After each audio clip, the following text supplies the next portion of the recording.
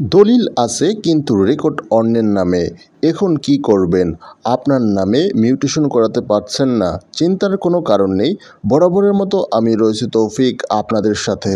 হ্যাঁ প্রিয় দর্শক, আপনি এক টুকরা জমি ক্রয় করার পর আপনার নামে রেকর্ড করানোর না ফলে বিএস বা বিআরএস রেকর্ডে সেই ব্যক্তির নাম আসার ফলে আপনার নামে রেকর্ড করে দিচ্ছে না, অথবা অন্য কারো নামে রেকর্ড চলে গেছে। এখন আপনার জমি কিভাবে রেকর্ড করাবেন? এজন্য আপনাকে দেওয়ানি আদালতে সুনির্দিষ্ট প্রতিকার আইন 1877 সালের 42 ধারায় একটি ঘোষণামূলক মামলা করতে হবে। এই মামলা করার জন্য আপনাকে প্রথমেই একজন বিজ্ঞ আইনজীবী সিলেক্ট করতে হবে। এরপর সঠিক তথ্য দিয়ে আপনি মামলাটি করলে আপনার নামে রায় চলে আসবে।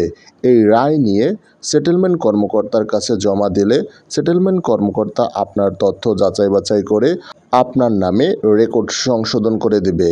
আশা করি ভিডিওটি বুঝতে পারছেন। আসসালামু আলাইকুম।